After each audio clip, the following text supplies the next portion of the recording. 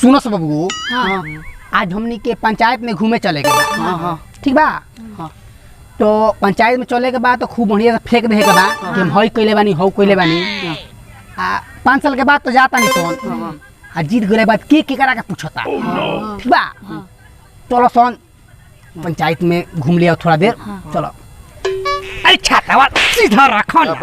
छातावा सीधा रखो। काहे के रखले बनी तारा की? छातावा सीधे रखे खातिर रखले बनी। चला। मुखिया जी आय हाय मुखिया जी आय हाय। रे बुढ़वा रे मुखिया जी आय है नहीं कहे की। मुखिया जी जिंदाबाद। मुखिया जी जिंदाबाद। समझ गेलो सोन। अच्छा तवा सीधा रखो ना।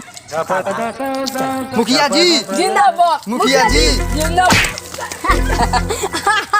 अरे बाप रे बाप। अरे मेरे अरे साला कौन रोड बनैले बारे इतना घटिया गिर बनी हम। मुखिया जी रोवे न कनी खाली माटी हीरा के छोड़ दियो सो आ सब पैसे झोरी में रख लियो सो। आय हमारे बनाना।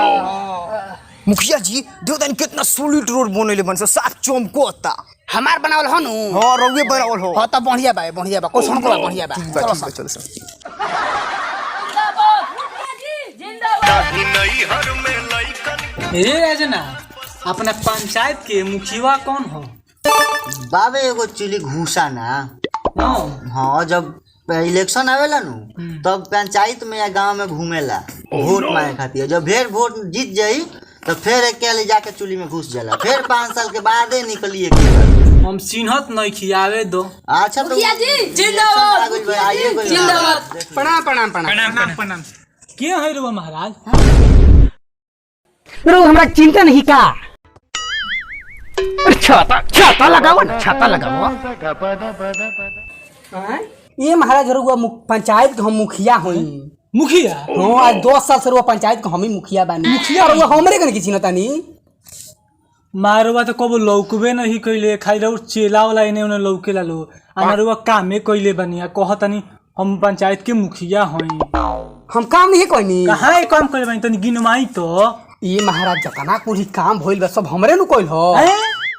हैं रो पता नहीं कि कौन काम हम कइले बानी। तनी गिनवाई तो। रुकिए अपन चिल्ला हमसे पूछो बतानी। बताओ सब बताओ। सुन लो महाराज हम रुआ के बताओ तनी रो। अरे अपना पंचायत में जातना कुली लेटरिंग वाला। अरे जातना कुली लेटरिंग वाला। अरे कुली जातना लेटरिंग वाला सब हम मुखिया जी खा देनी। अरे साला हम लेटरिंग खनी रे। हम लेटरिंग खनी। अच्छी छाता फाट जीवो। मुखिया जी लेटरिंग खाली दे। एक बताए नहीं खत्म कि हम बताओ तनी सुनी लो। अपना पंचायत में जितना कुली नाला रो जितना कुली नाला रो जितना कुली नाला रो सब हर मुखिया जी खा गई। एकरा पता नहीं क्या। एकरा पता नहीं क्या। ना महाराज ना देख लो महाराज हम कितना विकास कइले बानी। जितना अपना पंचायत में पिच रोलो जितना पिच रोलो सब पुरवा के आइटा कोरन करवा दिले बानी। ठीक बा। औरी जितना इंटा कोन रोलो सब पुरवा के उखड़वा के आमटी कोन करवा दिले बानी। आ जोन इंटवा निकलल बानी ओकरा से अपन बिल्डिंग पिटवा दिले बानी। ठीक बा।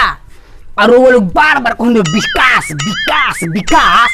तो देखी वो लोग की वजह से हम अपने 5 गो लड़का पैदा कर दिले बानी। आ 5 के नाम रख दिले बानी विकास। अब बताई कितना लोग के विकास चाहिए। आय अरे छातावा तोरे के बार बार कहतनी कि छातावा लगाओ बढ़िया से। छातावा लगाओ बढ़िया से। लगावत काहे नहीं ख।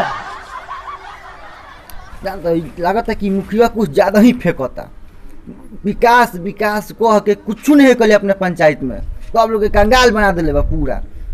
हाँ ये भाई तू ठीक कहता रही बहुत ज्यादा फेंकता। हाँ बनाए के कहता कि तू उजाड़ देहल साफ पंचायत उजाड़ देले बा पंचायत के साफ। मुखिया के भर पेट कुछ नाश्ता पानी दे पड़ी। रुकिए मुखिया जी जा तई ले आओ नाश्ता पानी।